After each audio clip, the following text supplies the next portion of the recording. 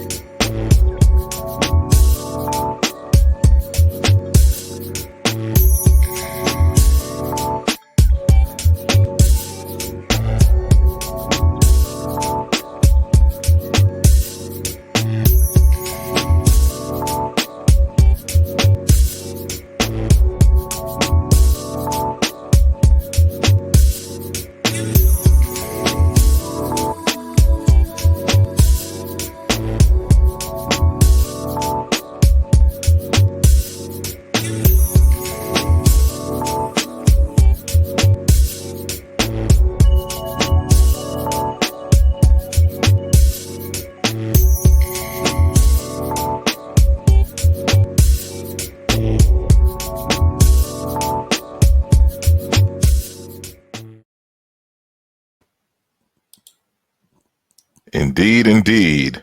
We are live. I want to thank everyone who is checking out this archive. Make sure that you please like and share the video. And if you have a question or comment, the comment section is open. So please leave us a comment. Let us know what you're thinking about the program. And I will do my best to respond in a timely manner. Before we bring our guest in, I want to just announce that later on today, I will be interviewing Sister Antoinette Harrell, who's a genealogist, a historian, and an activist. She's out of New Orleans. She's going to tell us about slavery in the United States actually lasting until the 1970s. As well as she's going to inform us on how to go about tracing our own family history, keeping those records and the like for future generations. So this is going to be a very powerful show. That's going to be today at 2 p.m. East Coast time, 1 p.m. of course Central. And lastly, if you have not as of yet, I would encourage everyone to go to my Patreon page, patreon.com/asarimhotep, and consider subscribing to one of the tiers. We are doing a soft launch, and we're getting ready to do a documentary film entitled Chiena Intu, or translated as the Intu Family, which will be focusing on the cultural, linguistic, religious, and ritual philosophical connections between ancient Kemet and modern Bantu speaking societies of Central, East, and South Africa. And so we intend for this to be a two-part documentary, and then we will connect on those same variables regarding ancient Kemet and West Africa. So, your contributions would help greatly. And so, no amount is too small. So again, that is patreon.com/asarimhotep. You'll get some exclusive interviews and videos coming in the near future, as well as some other perks, which are detailed on the site. So without further ado, I want to bring in Professor Manu Ampim. How are you doing, sir? I'm doing great, brother. Sorry, glad to be back with you, brother.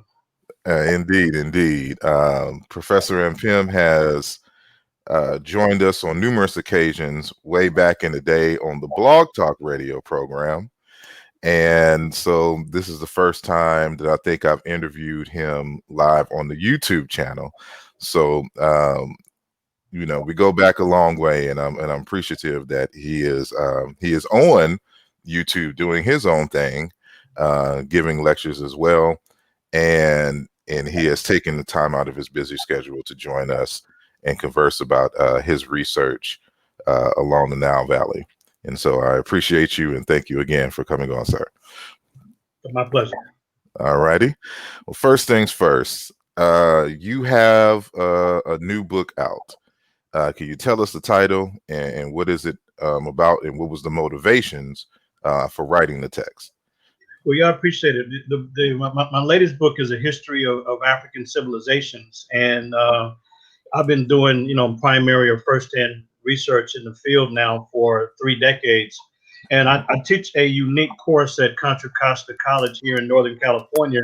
And actually, it's one of the only courses in the region that deals with African civilizations. And so the course is actually titled A History of African Civilizations. And so what I did was I just took a lot of my work and research and was presenting that in the class year after year, semester after semester. And it made more sense to take that insight and knowledge that I had been sharing with my students and make it available to the community and the public.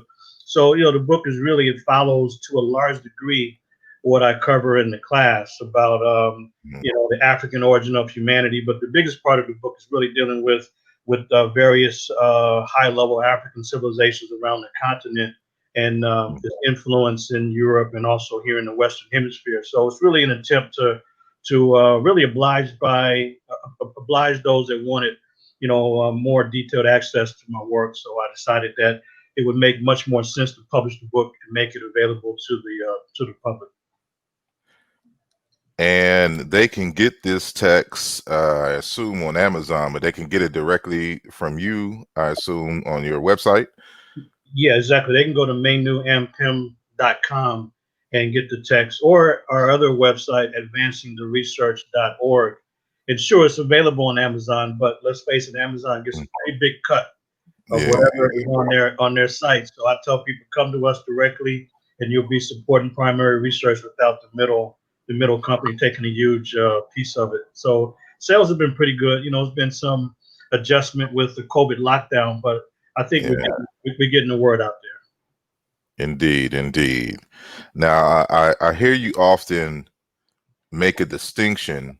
Well, I shouldn't say, well, I guess you do make a distinction, but you really emphasize utilizing the word classical versus ancient when we're talking about African civilizations. Why is that so? Yeah, that's huge. And one of the things that I've learned just being in the community and being around the scholars that have really helped pioneer the field of Africana studies, that we have to emphasize classical as opposed to ancient, because right now, the way it is, and it's been this way for a while around the Western world, there are classics departments, whether it's in the local California area where I'm at, whether it's Stanford or UC Berkeley or anywhere in the country, whether it's in Chicago or University of Pennsylvania, it doesn't matter where it is, but these Oxford, Cambridge, they have these classics departments that focus exclusively on Europe and in particular Greece and Rome. So, but it's more important to really look at, well, what do they mean by classical? Classical, if we look at it as a definition, we hear about classical art, classical music, classical dance, classical theater, but classical means the highest rank, the highest value, the highest class. Classical literally means the standard, the model, the guide, the paradigm by which everything else is judged. So when we say classical African civilizations, we're not only emphasizing the high level contributions of Africans in the old days in antiquity, but also the enduring influence. And there's no reason to allow Westerners to have classics departments that focus exclusively on Europe. There's classical African civilizations such as Kush and Nubian Kemet. There's classical East Indian civilization. There's classical Mayan civilization. There's classical Islamic, classical Chinese civilization. Yet everybody in the world is left out other than Europe. So our goal is to take back the term classical and not allow these people to exclusively use that and relate it to Greece and Rome.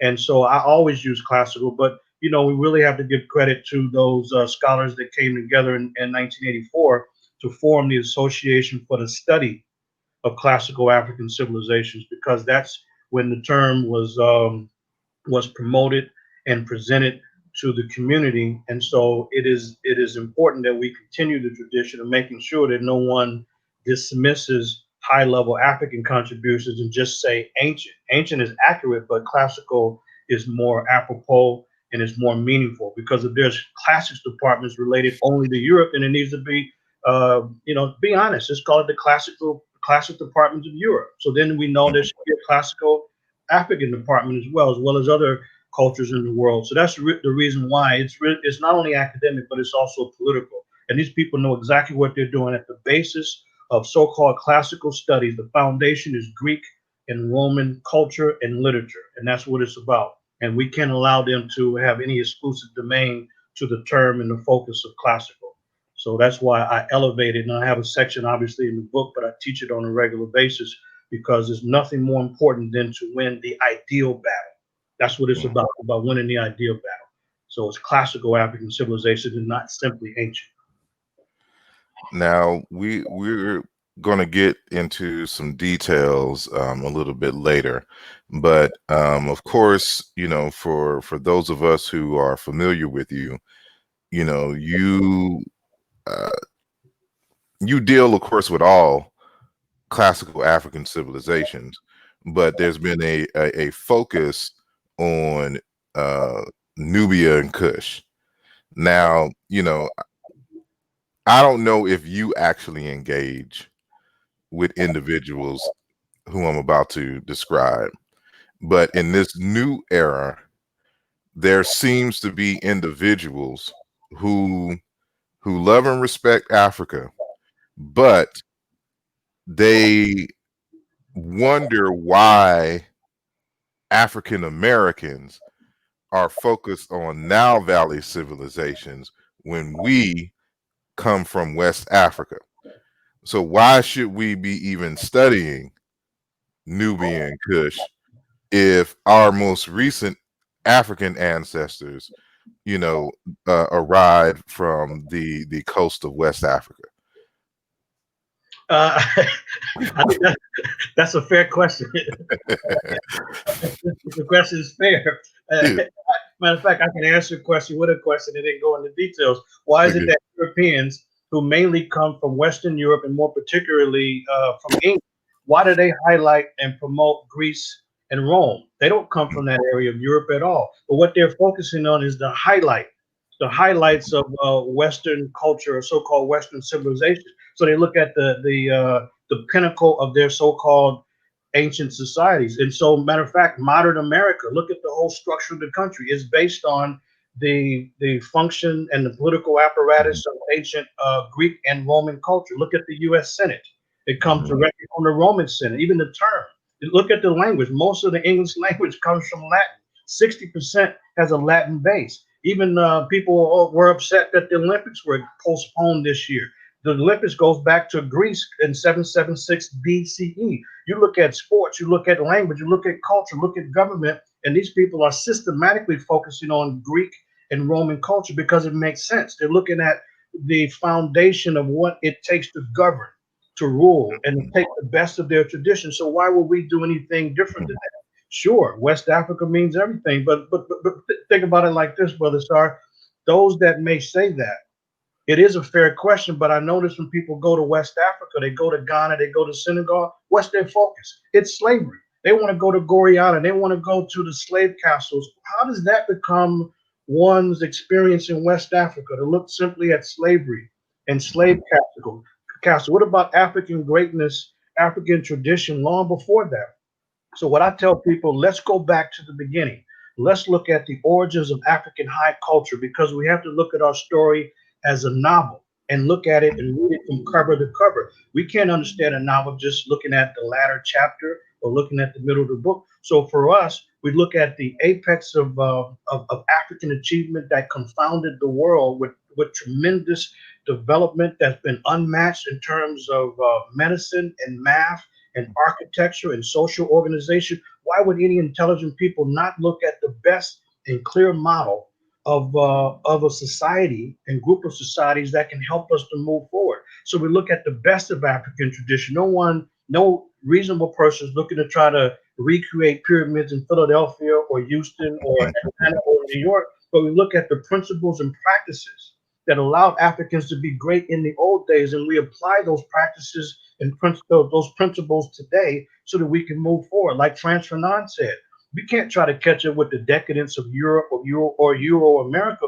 We must look at our own tradition. Now, in the condition that we're in, either we've never had a way, and we've always been second-class citizens, depending on somebody else for food, shelter, clothing, education, healthcare, and the rest. We've been second-class citizens. Let's accept our fate because we've always been in that condition, or we had a way and we lost our way. And that's what happened to us. We had a way and we lost our way. So that's what we're looking to do, is recreate our way, our tradition, because what else are we going to do? We can't try to duplicate the decadence of Euro-America and Europe. So that's what it's really about, is looking at what it is, what were the principles and practices that allowed us to sustain societies for millennia at a very high level, rather than trying to create a way out of nothingness. And so that's what it is. Look at the wholeness of our story.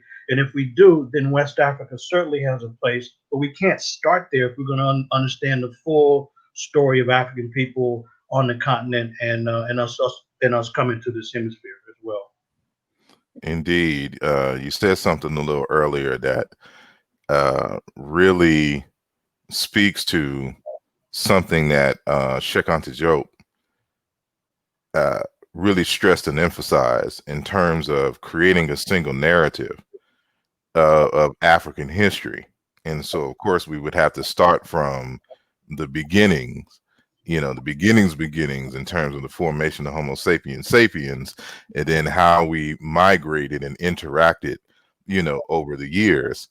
And I tell folks that, who charge me with that question, I'm like, you got to remember that, those, not necessarily the societies, but, they like to stress the empires. And I stress that these empires arise at the time that Egypt falls. And there's a reason for that. There's a relationship there. There's a set of circumstances that was happening in East Africa that allowed for certain things to grow and pop up in West Africa. And you even have, for example, like, when we look at cowrie shells, we see cowrie shells as indicative of West African culture and things of that nature. Well, a lot of people don't realize that cowrie shells are not native to West Africa. They come as a result of the currency being used, through trade. And the originators on the African continent of using cowrie shells as currency are the Egyptians. And and so when people are coming or moving through Egypt, this stuff spreads into West Africa and they adopt it and they use it for various different things. But I'm just saying this shows these connections, these movements, these interactions, and we have to understand what was going on in this area and how that affects this area over here, even if there's some time lag, because everything just doesn't happen and pop up instantaneously. There's always a series of events, and this is something that Diop and others recognized, and and was working to synthesize all this data to create a single narrative. And I think you hit it on the head there. And you mentioned, well, I mentioned in terms of your bio that and you stress this a lot about being a primary researcher. We've had a whole show on that some years ago, but briefly, what do you mean by being a primary researcher, and why is that even important in this day and age? Yeah, I appreciate it. And I just wanted to say this to really enhance your point too, Brother Star, that there's a lot of things that I haven't published yet that I'm excited to present, but a lot of the great traditions in West Africa You can see the connection and even the early origins in the Nile Valley. That's not to suggest that the brothers and sisters in West Africa received everything from the East. That would make no sense. There's indigenous development as well. But what most people don't know is that the beautiful, attractive kente cloth, I Hmm. have definitive, unmistakable evidence of it being much, much older, thousands of years older in the Nile Valley.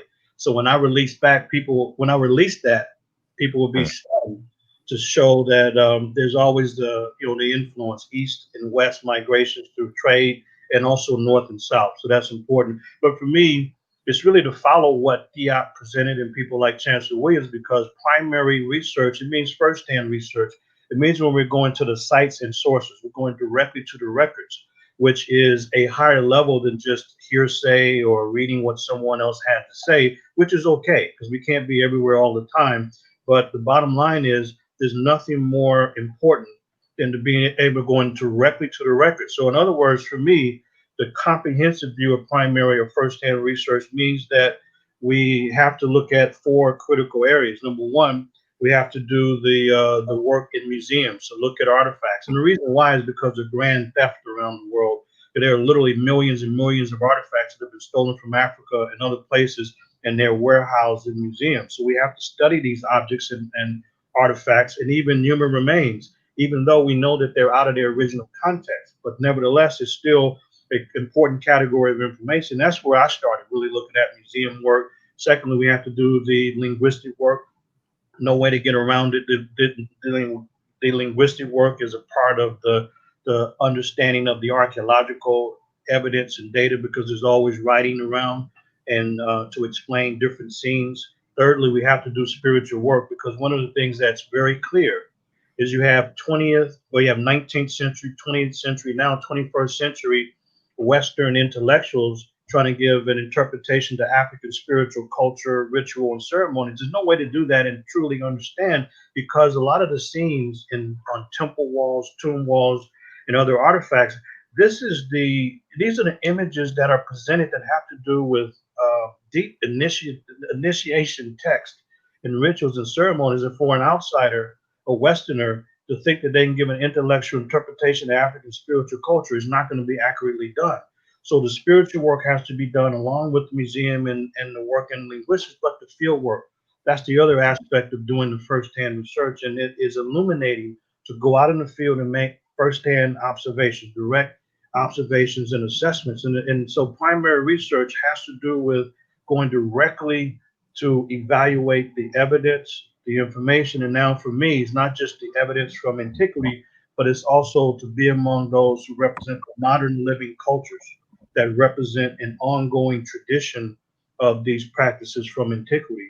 And I think that to me is clear that that's what separates the best from the rest when we're doing original firsthand research. And that's why so many people have elevated the work of Sheikh Anta Diop by him looking at the particular evidence and data wherever he could, as well as the work of Chancellor Williams. I mean, who can beat that going to 26 nations in Africa and doing work among 105 different language groups to look at the African customary system and practices and laws? So this is what elevates these guys to a different level.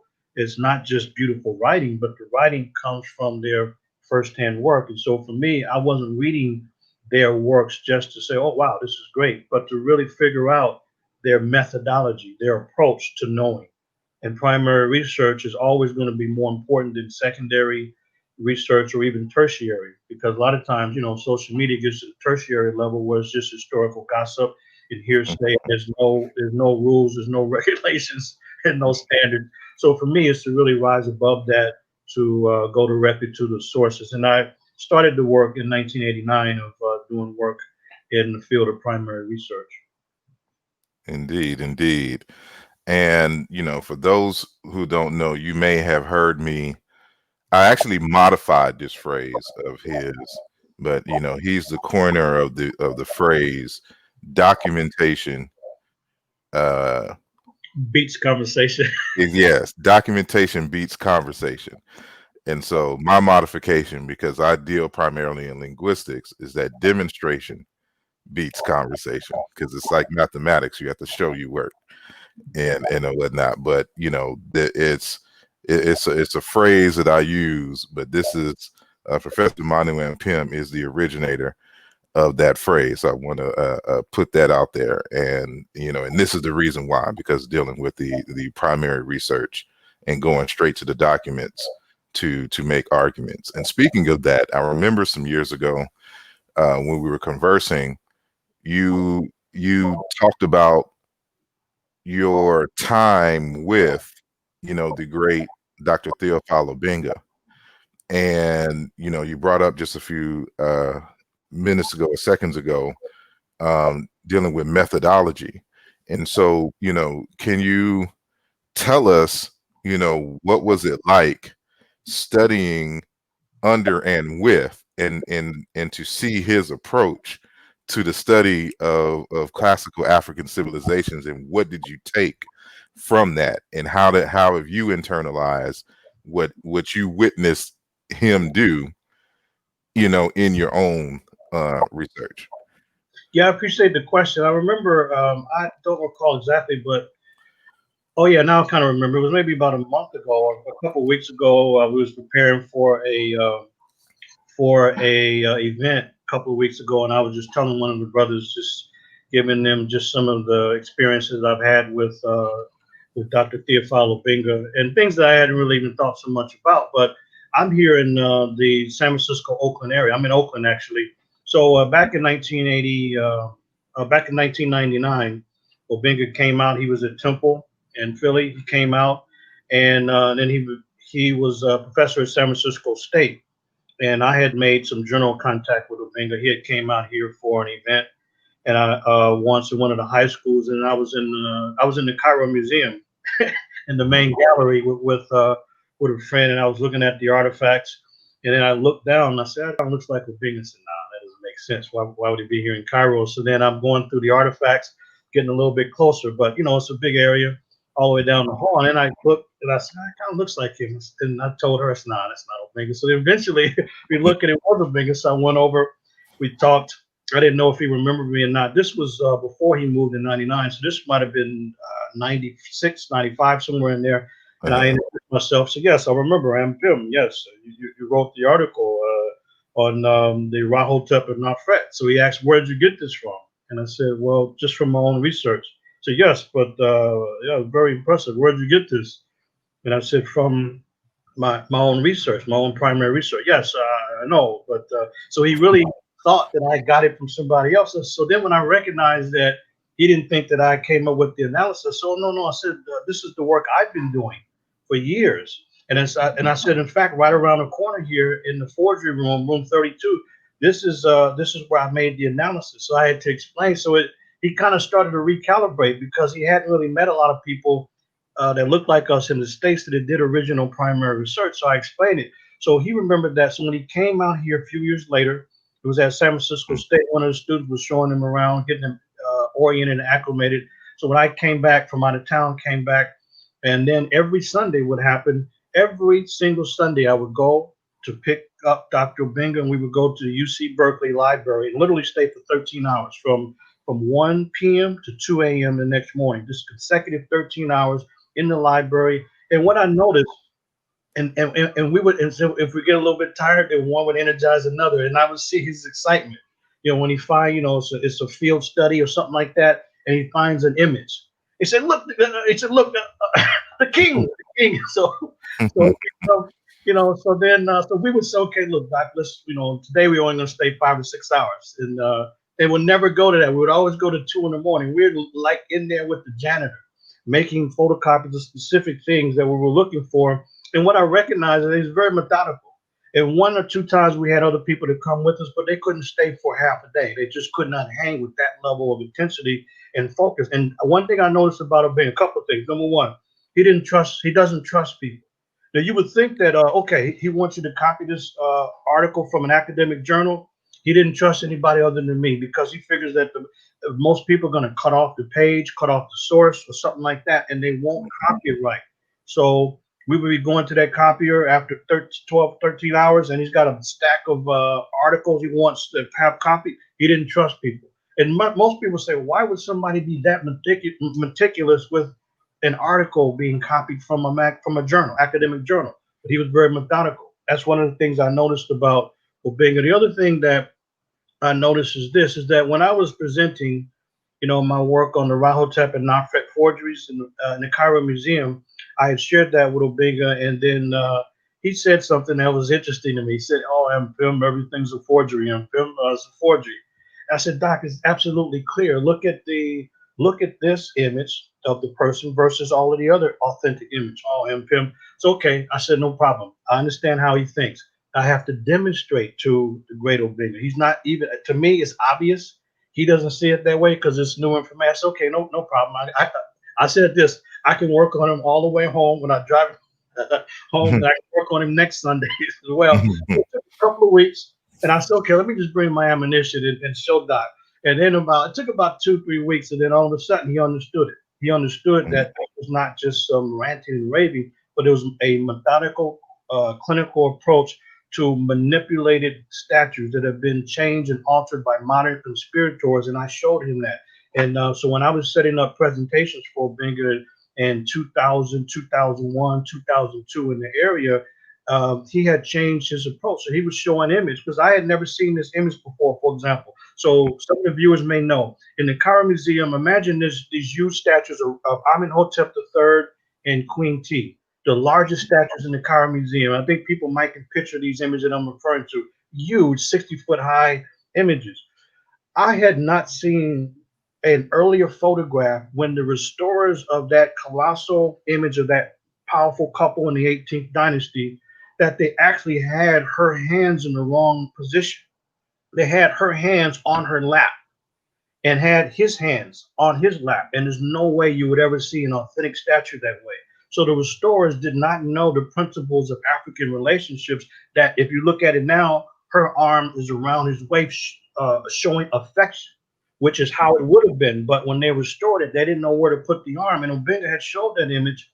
I had not seen that earlier image because when I first went to the Cairo Museum in 1990, I saw it the way it has been restored now. When he showed that, I told him, I said, Doc, that is interesting because that image you showed at the seminar, that is they corrected it. So let me show you how it is now in the image you showed. And I was explaining this to them. And what I noticed after that, Obenga being a critical thinker and changing as needed and necessary, he began to change. So we showed images, say, okay, well, look, I'm showing this image just to point something out, but as Pim says, it's a problem with the statue. So he began to qualify some of his statements because he understood that I'm presenting definitive evidence that anybody can notice. This is why I was contacted also by the late great Ivan Ben Surdam, because nobody had saw the Rahotep and Nafret forgeries as just that, forgeries. They just figured that these were some quote unquote light skinned Libyans in North Africa somewhere. But working with Obenga, I saw the methodical approach. And one other thing I noticed too, that I was stunned by this, and you focusing on linguistics, this would probably mean something to you even more, Brother Star, is that, okay, I'm teaching Medu Neter. A lot of people want to learn Medu Neter, no problem. We teach it, we give people the foundation. But when I set up a class for Obenga to teach the Medu Neter class at Wose Community Church in Oakland, I noticed something. These are basic symbols. I mean, literally basic symbols that you see, the so-called alphabet, but just the most commonly used symbols. But for him, he's putting so much emphasis on it. I was stunned. He said, look, the king, or, or the bird, I said, wow.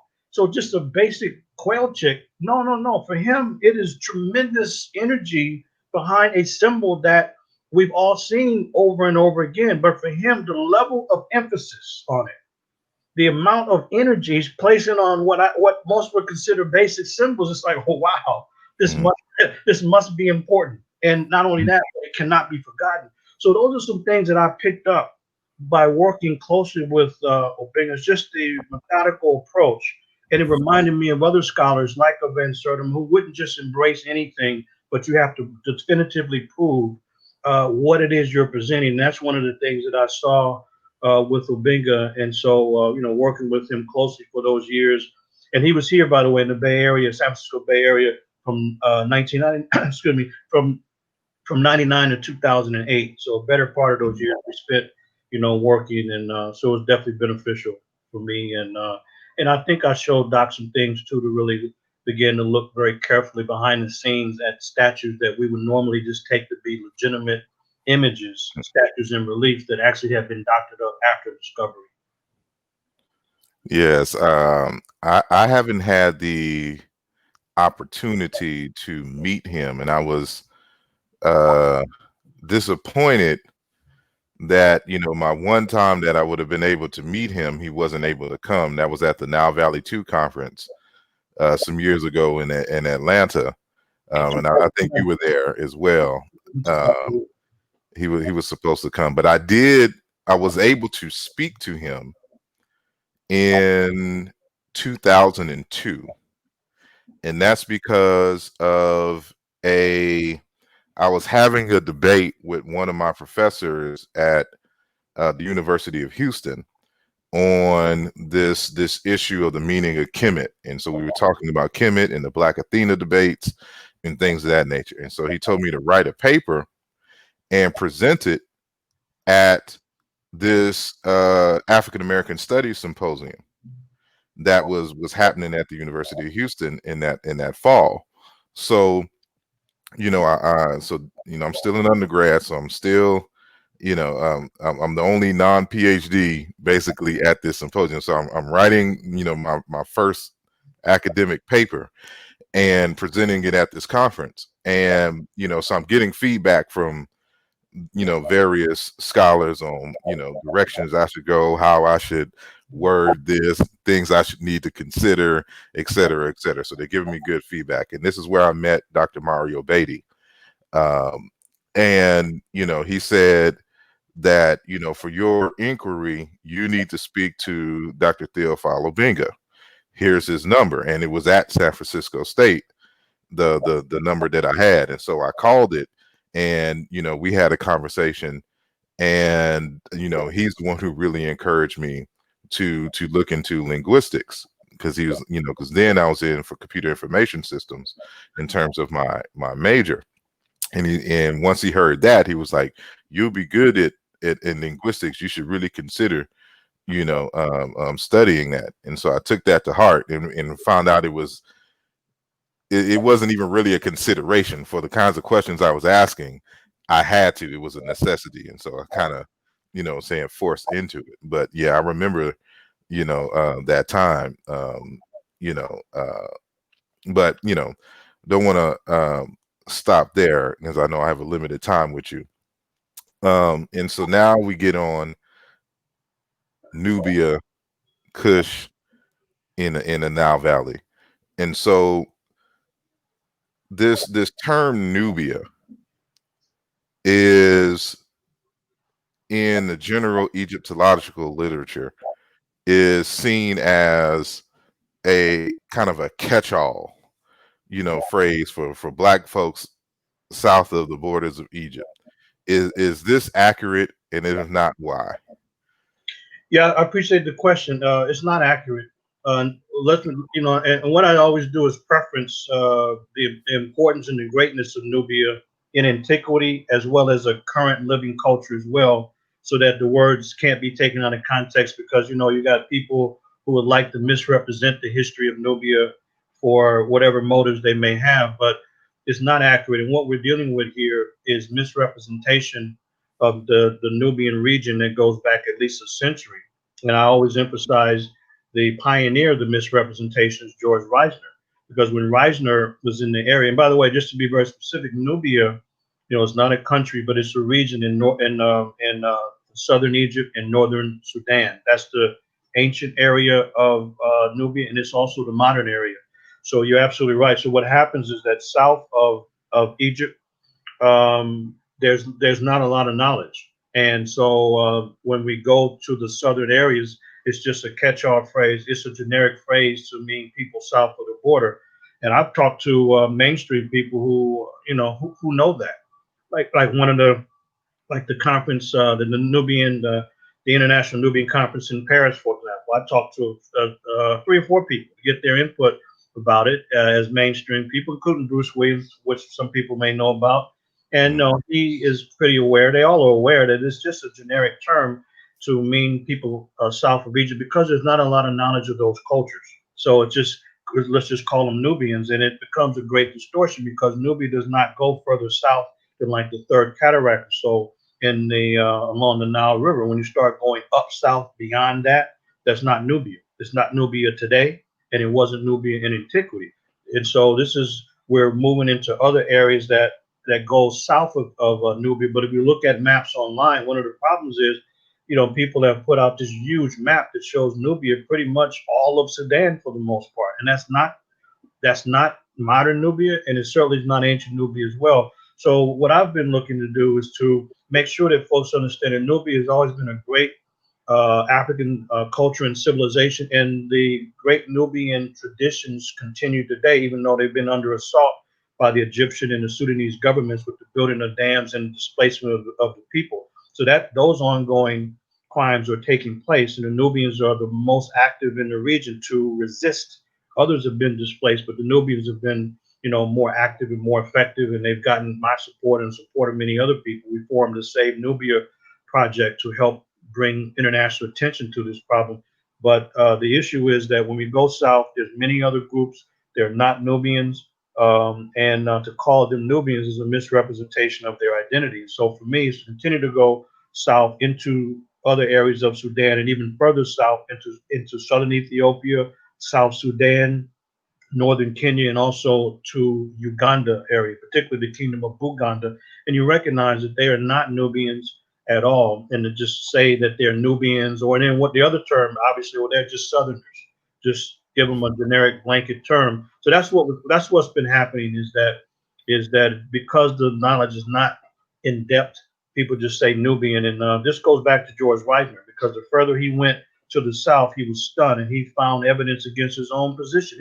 George Reisner was looking for a white queen, never found her. And as he went further to the south, he was upset.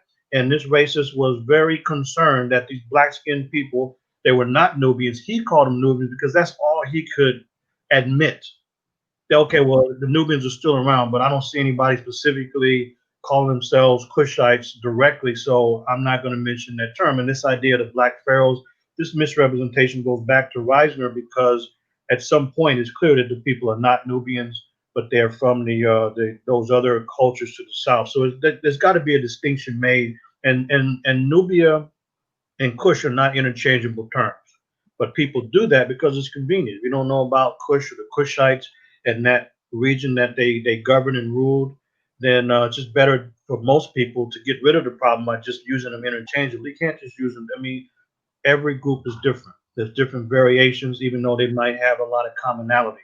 And I've seen a lot of overlap, a lot of commonality, but differences as well. And those differences have to be respected. So it really requires a deciphering of all of this entangled, crazy ideas and crazy so-called research that is misleading people. And it goes back to Reisner. And one thing else, Brother Star, is that Reisner was so anti-African and so anti-Black. People are not going to directly and publicly say that they are using Reisner's framework, because they would lose all credibility. He's now clearly somebody that a mainstream person is not going to identify with and maintain their credibility. He was a racist.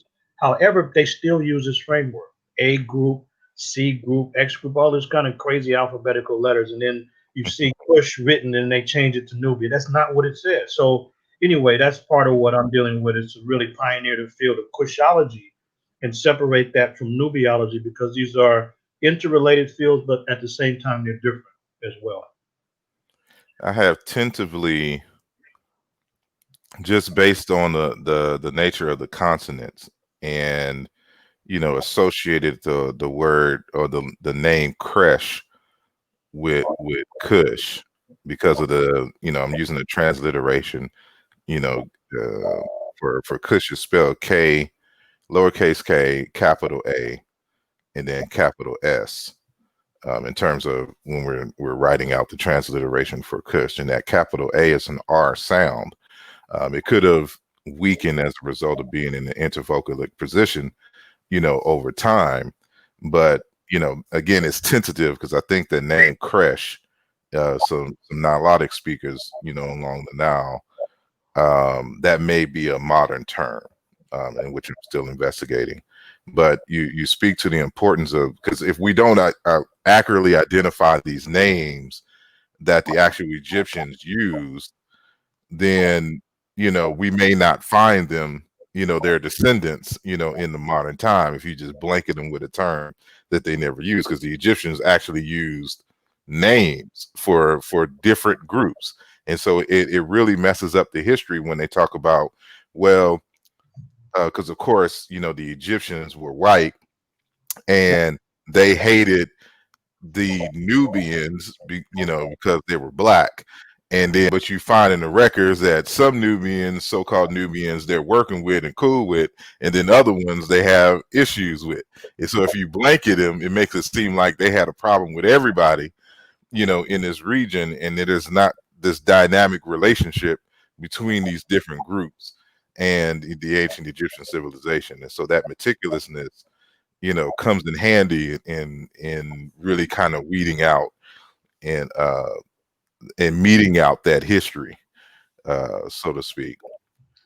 But I want to ask you now, like, uh, what is new coming out of the research dealing with Kush in Nubia? We know the dams, have buried a lot on the waters of um, in the Sudan and lower parts of Egypt, on the artifacts. But what is emerging on what is left? What kind of new information have you come across, either in others' work and, of course, your own work that you are willing to discuss right now? Well, yeah, I appreciate the question. One of the things I've been focusing on more and more since 2007 is on the origins of ancient Kush. So, Mm, like Chancellor Williams indicates that he's only scratched the surface, and the further we go back, we see a ready-made culture. So we don't really see an evolutionary development. And when people are discussing Kush and the so-called Black pharaohs of the 8th century BCE, or so-called 25th dynasty, they're looking at Kush at a later stage. But the earlier stage, the earlier Kush, that requires me, and anyone else for that matter, to continuously to go to the south. So one of the things that I found and been looking at is those groups that still speak a Cushitic language. mhm. So, which is, but is not a lot, is more detail needed to really make all of the linguistic connections and work. But there's groups that speak a Cushitic language, like the Beja and other groups, the Conso that I've spent time with, but also to document and record their ongoing traditions that relate them to ancient Kush into the Nile Valley. And one of the things that's very interesting, and I always point it out when people are with me out in the field. If you look at the pottery, the pot shards, and the pottery in the region, it's a united culture, like the black top pottery, the pottery that has the black, they burn the black top part of it. It's hard to distinguish the black top pottery from maybe Kush or Nubia or Kemet, because it shows that there's a Nile Valley cultural complex that links these groups in a very significant way. But what I've found is that, spending time among the Desanich and the Kansu and the Morsi is their ongoing living traditions. And and going to South Sudan among the Jing, or people know them as the Dinka, or look at the Kolo, or the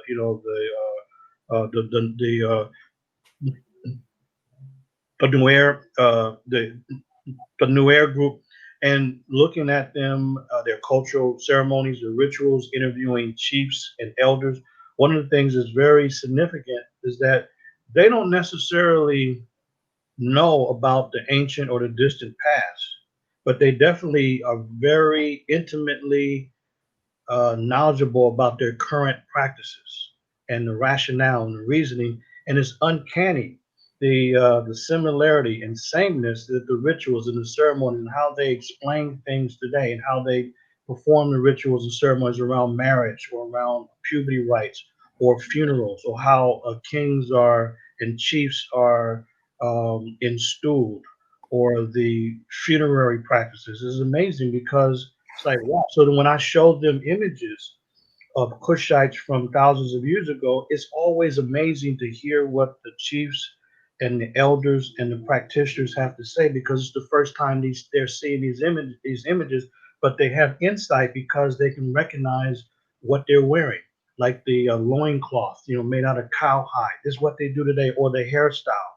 So you have a distinctive hairstyle that clearly could be seen in the reliefs regarding the ancient Kushites. It's the same way today. So what I'm excited about is that when I go to these areas and you see somebody with, just like if you see some like art and somebody has their hair cut back, why is it this person's jet black in color, but the hair looks like a kind of a reddish yellowish? Yeah, because they're using cow urine as they do today to discolor the hair. And then you see the cultural markings across the forehead or the face, so-called scarification. Very Mhm. distinctive. It's not anything that anybody can mix up. So what I've learned now is to really look at images, not call them Southerners or people from the Nilotic people from the South. Those general or Nubians, we don't have to guess. We don't have to misrepresent at all. Look at the cultural markings. Look at the cultural style, the dress. Look at what they're carrying. Look at what they're wearing. And this is how I've been able to make distinctions. Like I've shown, I've done a series of recently, last few weeks, a series of presentations. I've shown them on Facebook on Mhm. Kush Part 1, Kush Part 2, Kush Part 3. In Part 2 and 3, I'm actually showing just a small tidbit of some of my field work to link these images from thousands of years ago to contemporary groups who are part of this old and ancient Kushite. This was part of the old Kushite Empire, but this region where the people are still identifying with Kush, even though they cannot tell you about the distant past, but their current practices and the explanations about what they do is amazing. How they see animals and plants, it gives us a clear window into the past. So that's what I've been most excited about is field work in that region. It's amazing because there is an individual who I speak with him on a regular, but for some reason his connection is blocked for StreamYard, the software that we use Mm. to interview him. He stays in the Sudan, and he's getting back into Nile Valley history and culture, but his I forgot the name of his people, but they have been totally consumed by the Islamic and Muslim culture that they don't even remember their original language. Like their language is gone, and I think about like how many languages are gone that we could have deciphered Maradic by now because of these foreign invasions. And so in absence of these detailed linguistic studies, paying attention to the of course the rituals and getting the what I call a semantics. And the semantics is basically how a population maps is it basically their worldview with the words and terms in their language. Like this corresponds to this, that is deeper than simply just a normal linguistic thing. Is built into the culture, is built into the worldview. Like, for example, like one of the ways that we can link certain um, cultures together, of course, with a more elaborate linguistic analysis, is that the semantics and the linkage between the sun and the day. Like when you say the day, you're literally saying in their language, this sun. So on this sun, I did such and such and this and this sun. So sun and day are the same word. And then when you go into Semitic and when you go into Indo-European or you go into Berber, that connection, that worldview is not there. The semantics. So looking at the semantics and the culture is very key and critical.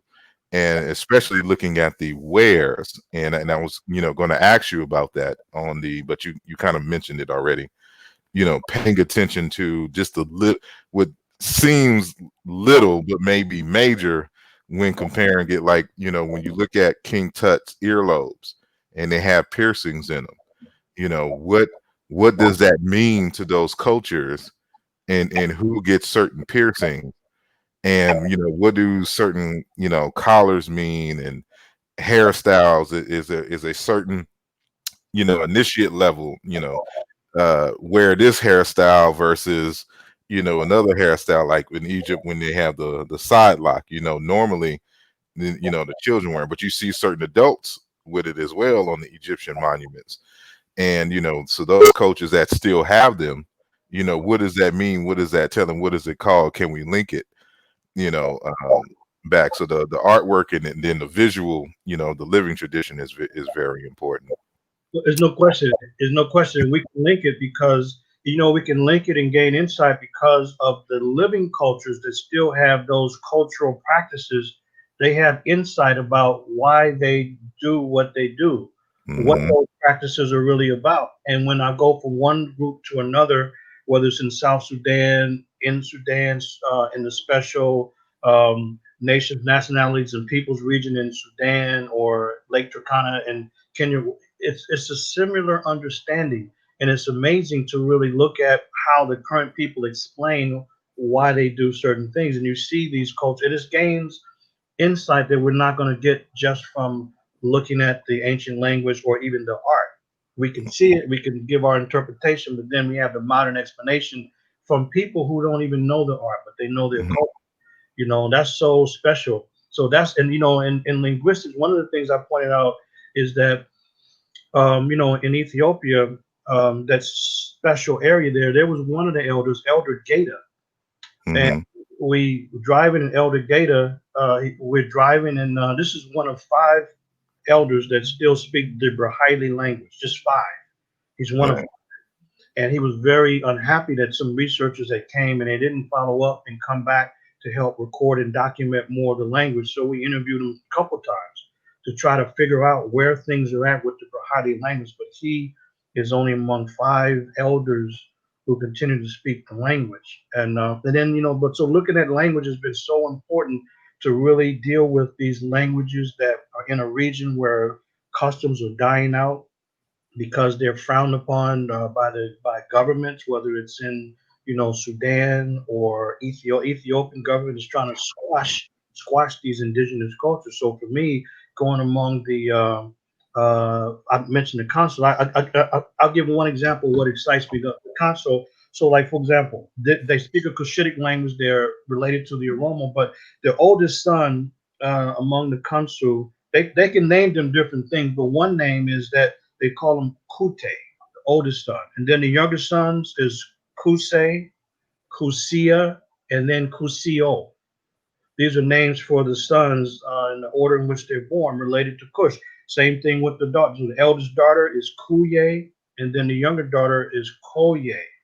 So this is not coincidental because they're speaking a Cushitic language, but that word Kush is there. And that's what I noticed with a lot of the different groups is that it's some variation of old Kushite traditions that link them through to a common cultural set of practices. It doesn't mean that they're all identical, they never will be, but there's enough similarity that is not random at all. Hmm. Well, we're coming to a close at the moment, and I'm pretty sure that you're saving the good stuff, as we would say, for publication in the near future. So hopefully that'll be coming soon, and we can uh, invite you back to so we can discuss that more in depth, because I would love to see that research. So, but with that said, we have about 2.5 minutes. You know, uh, if people want to reach out to you and get in contact with you and know and get an update on when that future publication will probably come out, how can they reach you?